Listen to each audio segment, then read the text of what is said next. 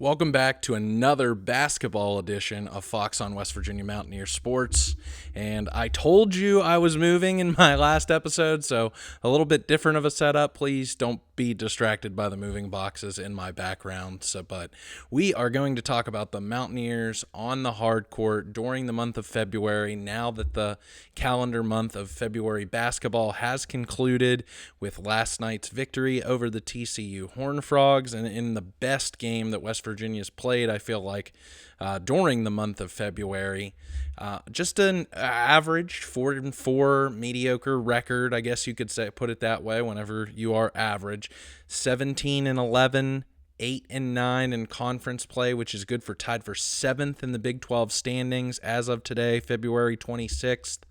And I think if you would have looked at where this team is right now, and if you go back to my preview video when we were talking about this team back in November, my goodness, to be in the top half of the Big 12 standings, again, I was saying that this team, to get to 17-14 with a 40% conference record, to win 3 of 5 of those non-conference games against non-mid-major opponents, so to win against Gonzaga, to take two of 3 in that tournament in the Bahamas, and then also beat Georgetown, like taking that as some brownie points, some silver linings already to this season.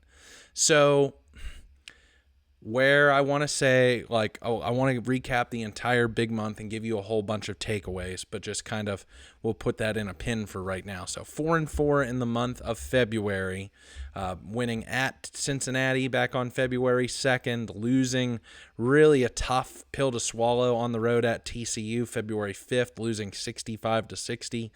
Real closely contested game, coming back, winning at home 72-61 against Utah on February 8th. This one was another heartbreaker, 73-69 at home against BYU, a Saturday game that really, the crowd really livened up in the last few minutes against the Cougars. Then going on the road, February 15th, Saturday. No, I'm sorry. That BYU game was a weekday game. My apologies. Baylor was a Saturday game, day after Valentine's Day, on the road. West Virginia losing in overtime in a game that could have been considered as a controversial ending because of the foul situations with the referees. Cincinnati taking the season sweep of that Bearcats, winning on February 19th last Saturday, traveling down to Lubbock, Texas, taking on the number 9 ranked team in the country, the Red Raiders, and getting pounded by over 22, the worst conference loss of the season.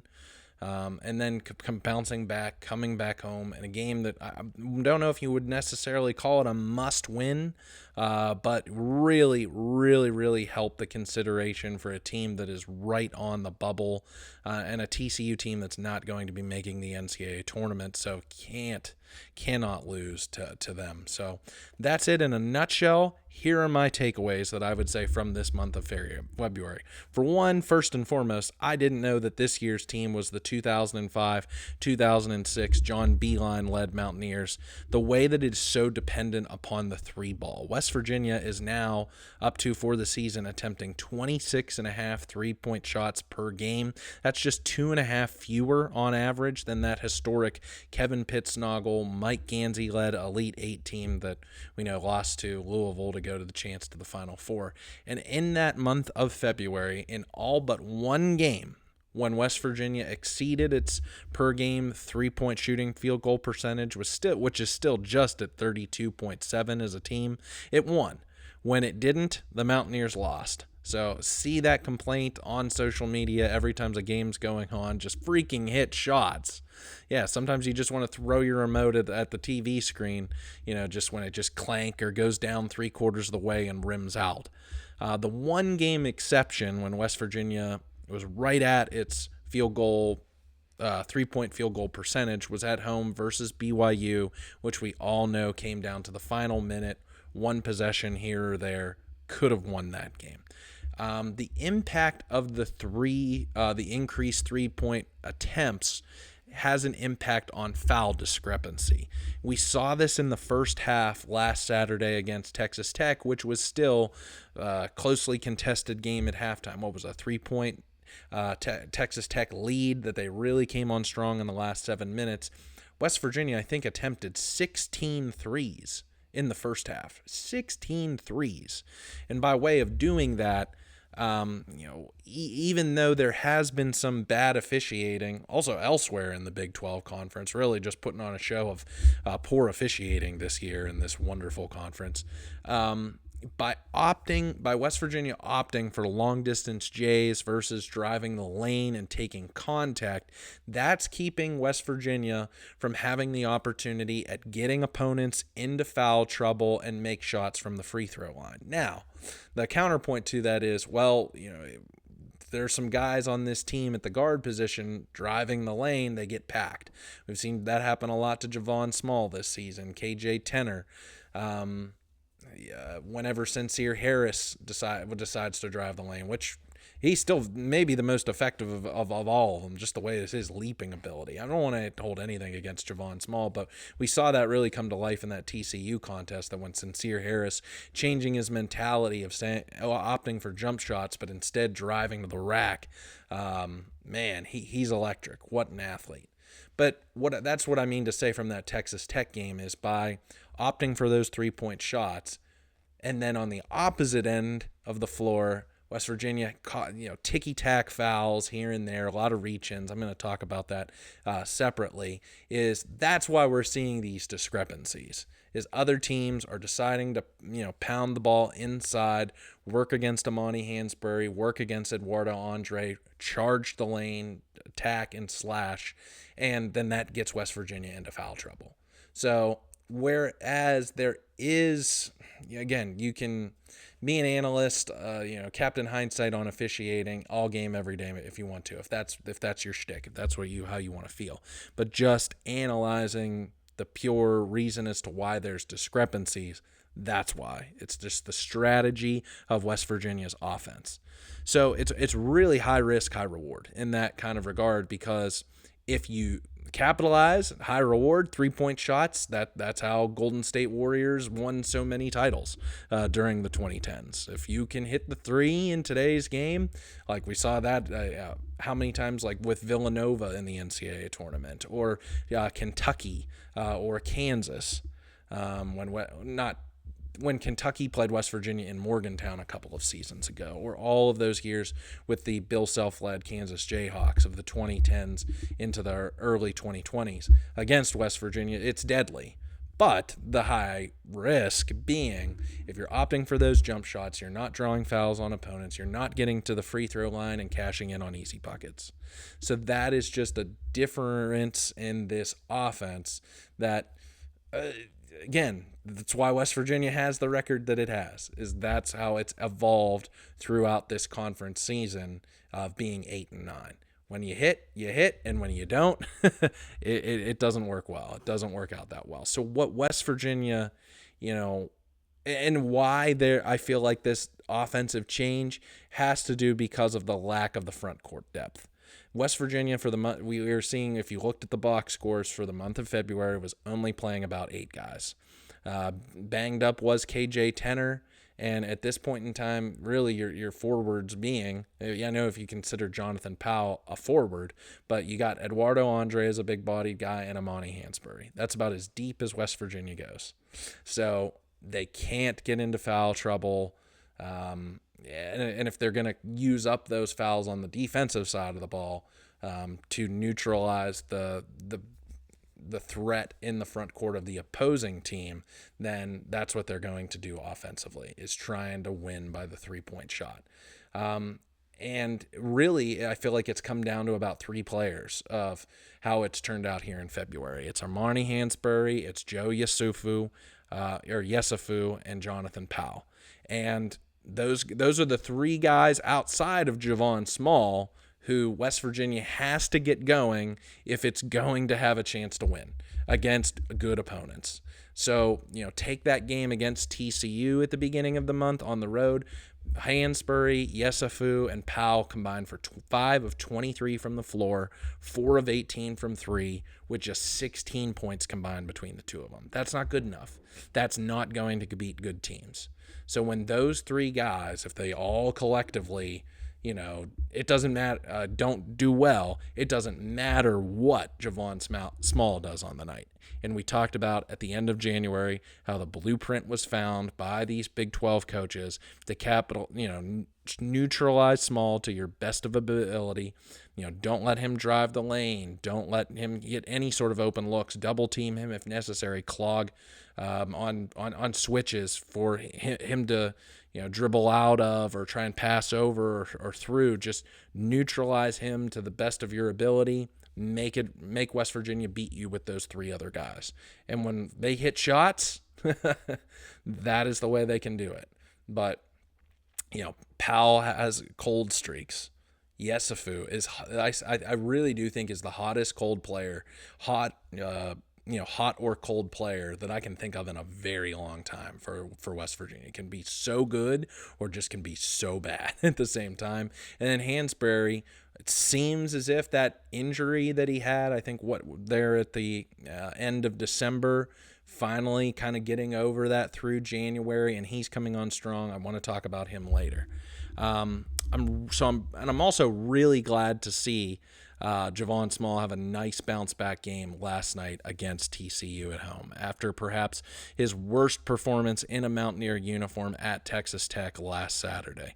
The question is, will he be able to hold up over this last final stretch in the month of March? He's 23rd in the nation, third out of Power 4 teams in minutes per game at 36.1. That is crazy. He is earning his NIL dollars and cents down. Man, is he worth every penny that West Virginia has spent on his NIL deal for this year. Where would West Virginia be without Javon Small? Not just from what he's giving you statistically, but just, man, as soon as West Virginia, he checks out on the floor just to catch a breath and grab a sip of Gatorade, man, Darren DeVries needs to get him back out on the floor. And that was especially evident when KJ Tenner was limited due to injury. I don't know when exactly, it happened, but it seems like he's finally getting back into the flow, can spell Small for, again, just those few minutes that he can be off the floor in a game. Because there's nobody Yesufu kind of, but outside of Tenor, the person who has to bring the ball up the floor is is Javon Small or KJ Tenor. So defensively, we've talked a lot of offense. West Virginia is struggling, I feel like, and it's obvious through this month of February, to guard good offenses for 40 minutes. They don't really have the personnel. Like I said, they're playing 8 guys, so they don't really have the personnel to outboard a lot of teams.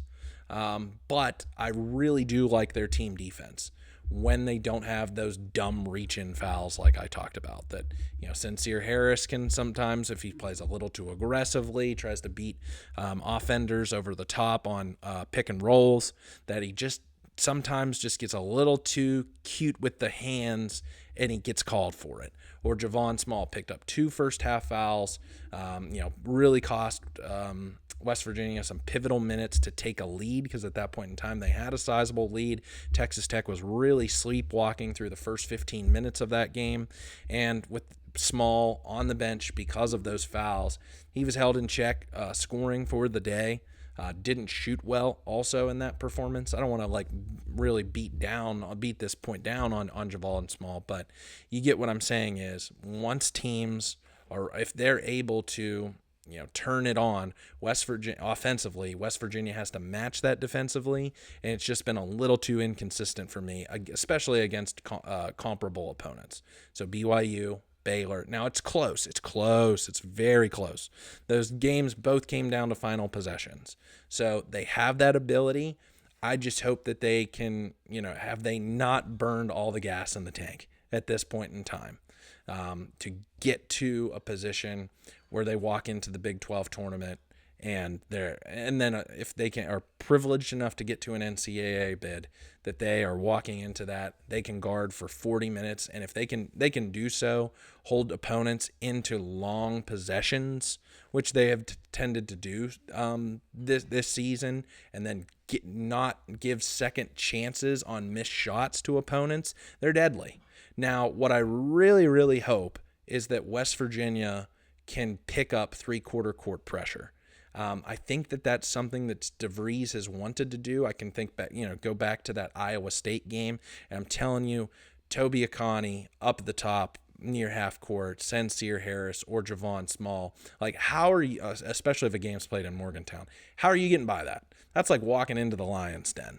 I mean, those guys are just sharks in the water smelling blood if you're trying to bring the ball up, and West Virginia matches them at three-quarter court and presses because they're forcing errant passes.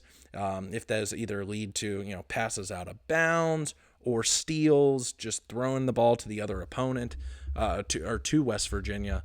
Like, that is how West Virginia can be its best defensively. Now, it's tiring, and that's why I think DeVries has been hesitant to use that or deploy that more, because if it's gassing you for the offensive end, and we know how West Virginia can go through shooting spells, that's how you burn people. And I think there was some of that in January. It was like, whoa, we like those November and December games where we have a few more days off, and then we're playing Bethune-Cookman or North Carolina Central.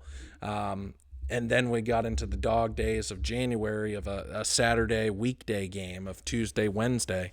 And man, it just compounded fast against this Big 12 conference. So I hope in a dog eat dog kind of game, winner go home, losers their season's over, that West Virginia goes all out. And I think that's the way that it can best defend defensively. If it's picking up defenders at that three-quarter court, put pressure on the ball, not a full court press like we used to know out of the old Press Virginia, Javon Small, Dexter Miles teams. But you get where I'm going with this, is they have lethal defenders there in the backcourt, with Small, with Akani, with Harris, and they can put more pressure on opponents, because once you get into the half court, you got to guard really well, which West Virginia can do. But then on those missed shot opportunities, without Tucker DeVries in there, like it's Armani Hansberry or it's Eduardo Andre, and that's where teams are able to take advantage of West Virginia to some standpoint. So looking at West Virginia's remaining schedule for the month of March 1st, at BYU, that's at 10 o'clock. That's this upcoming Saturday. BYU is now ranked 25th, 10 p.m. Eastern time tip-off, and then they got West Virginia's got to come back or stay out there in Utah. They take on the Utes 9 o'clock. What is that on Tuesday? Yeah, Sunday, Monday, Tuesday at 9 o'clock tip-off. West Virginia then comes home, crossing two time zones. Thankful that the time change isn't that weekend. Yeah, that's coming up the weekend of March 8th. West Virginia takes on the Golden Knights of UCF, 5 p.m. Eastern time. That'll be senior night at home at the WVU Coliseum. So, again, West Virginia would have to lose all three of these remaining games just to get to the record that I talked about preseason, that I was like, okay, I feel like this is what West Virginia can achieve with a brand new team, top to bottom, whole new roster, new coaching staff, everything. They're flipping, and West Virginia's already got there. So kudos to this team. Goal achieved, in my opinion. And now at this point in time, like, this is where how good you can make this season. Going to get to the Big 12 tournament. Can you win one game? Can you win two games? Like, what I would say, though, I don't want to be the Debbie Downer. What I realized, though, during this month of February is I feel as if that reality is setting in, that with Tucker DeVries and Jaden Stone both ruled out for the rest of the year, that the ceiling for this season is capped. I don't feel as confident about a West Virginia beating a team like top 10 Gonzaga, a top 10 Kansas, a top 10 Iowa State as what we saw in January. Now, like, anything can happen, and that's what I say is so beautiful about basketball. If they can flip on that switch defensively, if they can hit shots, like, they can beat anybody. Truly, they can. But that Texas Tech game, good teams like go back to the Final Four team of 2010 doesn't lose a game like on that road contest at TCU down there. Don't lose close games in both the BYU and Baylor matchups and then get blown out by Texas Tech. That I just think that that really, and don't crucify me for this, but if West Virginia can get to an NCAA bid, then I am considering that a huge success for this season, given all of the obstacles that they achieved. I know the mantra of this team is no excuses. They're not going to accept that. They're going to want to try and take the national championship home. But just to get there, and if they win that first contest, fantastic. If they run into a seeding instance where I think they're currently on the 8 or 9 line, I think it is 9 line, and they run into an Auburn or an Alabama or a Duke in that next game. It'll be fun. I just don't know. Again, they're playing with 8 guys. They're burdened Javon Small, out of the last ounce of energy that he has for this season, and they still have some holes. So where, I feel as if the current is looking dark, I feel as if this future is incredibly bright for next season.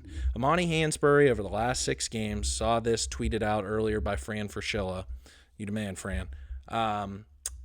That he's averaging 14.7 rebounds over his last 6 games. And again, that might be him feeling a little more comfortable after the injury that he had in December, trying to play through that. Or, again, had sparing minutes in his time, just a sophomore at Illinois last season, really blossoming into his own. I think that Sincere Harris, same thing, the way that he performed in that TCU game. And remember, Sincere Harris did not play, self-redshirted last season at Illinois and then transferring over to West Virginia. So out of basketball last year. Jonathan Powell, further along, I feel like already in his development, being just a true freshman at his size, combination with his shooting ability. I mean, man, the future looks bright for him. You're going to get Tucker DeVries back, already saying during that announcement about him redshirting for next year, or for this season, that he wants to medical redshirt to keep his extra year of eligibility so that he can come back for next year. And then I alluded to this, I feel like, in another video. It might not have been basketball related, but Darren DeVries signing the kind of recruiting class that he's having in his first season. 3 McDonald's All-American freshmen to bring them into the class. Now they're going to have to go out there, I feel like, still get some size. Like, you really need this. I know Abraham Odiator has redshirted for this year. Same with Ofri Neve. So have some guys kind of in the wings with coming back for next season that West Virginia can have at that size. But I think you'd like to have 1 or 2 more forwards who can be those enforcers inside defensively, rebounding the ball, blocking the ball, stuff like that. And then also, it's sad, but it is what it is with Javon Powell or Javon Small. Will be going off hopefully to the NBA, hopefully being an NBA draft pick after this season. But you're going to have a ball handler, scorer, team star like that, in addition to what you have with all those guys that I just mentioned. Still have an opportunity for Jaden Stone. I don't know. I don't know anything. What I'm seeing on social media doesn't give me any sort of hope. Also doesn't give me any sort of clarity as to what's the reason why. Again, it was, an upper body injury that happened right before the first preseason scrimmage, or right in between the exhibition game, and I think it was against Charleston in the first game of the season, and we really haven't heard anything since other than him being shut down. And whenever DeVries was asked about Jaden Stone, the potential of him coming back, just like Tucker, said they hadn't committed to that. So when I hear, Tucker, yep, I want to be back. This is this is what I want to do. This is the plan. I'll be back for next year. And then it's like, I don't know about Stone. In today's world of the NIL and the transfer portal, you have to err on the side of players are gone before you have that commitment that they're coming back. So don't know. Hopefully that would be phenomenal to have him back, to have another, shooting guard. That's why West Virginia brought him here for. So if it's not for this year, And for next year, would love to have him, love to have his scoring ability. The thing that can wreck this, and this is what I want to weigh in because it was reported, I think, yesterday on ESPN.com. I'd seen an article on Iowa's Sports Illustrated website a week prior. It's now becoming more public knowledge, not just rumors swirling, people trying to connect the dots like, passenger flights in private airplanes into Morgantown Airport and back and forth, like we saw with Neil Brown and then Rich Rodriguez and flight tracking. So it's not that kind of a rumor, but now it's more legitimate that the University of Iowa intends to, I think, force head coach Fran McCaffery into retirement, and their number one target at the head coaching position to replace him is Darren DeVries. And, makes a ton of sense from their standpoint that, having been a guy who's, played and coached in Iowa for his whole life, to try and bring him back. But that's the thing, to weigh in on this argument is that is the only thing I can see from the standpoint of why would Darren DeVries want to just up and leave West Virginia after this single season with all of the momentum, what the Country Roads Trust collective committed to this roster for him to go in there, bring in a Javon Small and all of these different pieces. They've given him that. West Virginia still has top-notch facilities. What you're bringing in out of your freshman All-American for next season, what you have coming back, your son being there. I don't understand the play. Unless Iowa, with all of their Big Ten money from Fox Sports, just unloads a Brinks truck up at DeVries' front door and says, "We're going to pay your buyout. We're bringing you home. Here's the keys to the jet. Fly back." I don't get it. So if they want to do that, if they want to pay for his buyout, and that it only means that West Virginia will then have to potentially match it. Looking at Fran McCaffery's contract, he's paid $3.5 million per year, whereas DeVries is paid $2.9 million. McCaffery's right on fringe top 25 money in college basketball. Previously, Bob Huggins was getting paid like a top 10 head coach. West Virginia is also, quote unquote, on the cheap. I know from total investment into the football staff, but from what they're paying Rich Rodriguez in football at $3.5 million per year as head coach, there is, I feel like, some wiggle room potentially in the budget. I know still paying Neil Brown's buyout. I know the financial issues at West Virginia, University, from a university standpoint of a year and a half ago or so that was national news. But can West Virginia pay $3.5 million, give DeVries give that contract extension? And then the second point in time, would you want that? Would you want West Virginia to do that, to give that to Darren DeVries? Because what we've seen through the hard way with Neil Brown as the football coach is that more money, more contract years, those buyout years and stuff like that, you have to be extremely careful, especially betting on a first-year guy. Now, again, having those 3 top 10 wins, we have to see how the way the rest of the season goes. That's why, on February 26th, gun to my head, I would say wait. I'd say let's see what happens with the way this regular season ends through into the Big 12 tournament. If West Virginia if West Virginia goes out here, sweeps the regular season, wins a game in the Big 12 tournament, they're sitting at 22 wins. 22 wins, get anywhere from a 7 to 10 seed potentially, and either win that game in the NCAA tournament or, really come close, then I think the writing all is on the wall there, that the future is very bright for Darren DeVries in his first season as head coach. Again, flipping over an entire roster of players he and his staff recruited, bringing back his son, 3 McDonald's All-Americans, and then all of these guys who got valuable experience, and really I feel like I'm talking specifically about Hansberry and Harris, Powell too, really come along, then the future's bright. So why would you want to move? Why would you want to start that over? Other than the money, other than going home, Those are really the two reasons. So if Darren DeVries gets poached by Iowa, I feel as if this is, I've talked about in some other videos, this is the Bobby Bowden curse. Just another edition, another chapter in the hallmark book that is the Bobby Bowden curse, that West Virginia is just not allowed to have nice things. And it is just so darn frustrating that we bleed old gold and blue as fans. We dedicate, our time, talents, energy, heart, and soul into this athletic program, football, basketball, you name it. And man, even then still, when you think you have your guy for the future, it gets taken away from you. Whereas I put this potential, I'm going to say 60-40 he stays. 60-40 he stays, again, dependent upon how the rest of this season finishes out.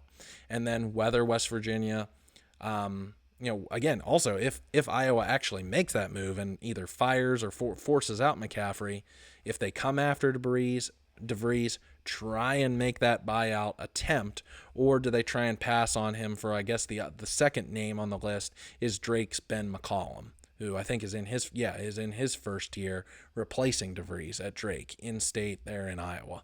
So it'll be very interesting to follow that storyline beyond the court. Again, following this team on the court, I'm just like, I feel like West Virginia's playing with house money at this point in time.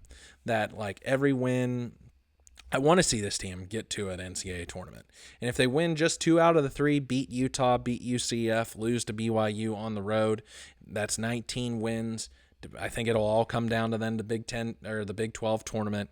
It's a really bad year for the bubble. So, wow, West Virginia may actually benefit in that regard for this season and find their way in. And if that's the case, again, getting to an NCAA tournament in his first year with the injury to Tucker DeVries, with never having Jaden Stone in this whole brand new roster, new conference, moving up from the mid-major level to the Power 4 in the Big 12 and getting them to this point in time, I think that warrants an extension. That warrants more money at least. So what do you think? Do you think he's worth it? How do you feel about this team right now? Again, do you feel like they have a higher ceiling than what I am potentially projecting them to be, just a team that gets to the tournament and doesn't go anywhere? Or do you still feel confident in them winning 1, 2, or more games? How far do you think they'll go in the Big 12 tournament? How do you think they're going to finish out this regular season? Any players that you've been surprised by, really like? Would love to know your feedback. Leave them in the comments here on YouTube. If you've liked this video, please like it so more Mountaineer fans can see it across the platform. Love to have you as a subscriber, kind of closing in on 500, and I'm so thankful for that. Truly I am, as I try to, not only just talk football, talk more basketball. Going to do a video maybe by the end of the weekend on the baseball team and their hot start. And then, of course, we have spring practice that we got to follow up on, another big picture issue. So thank you so much for tuning in. Tell your friends, tell your family, tell your dog that I do this each and every week and have a lot of fun doing it. Hail West Virginia.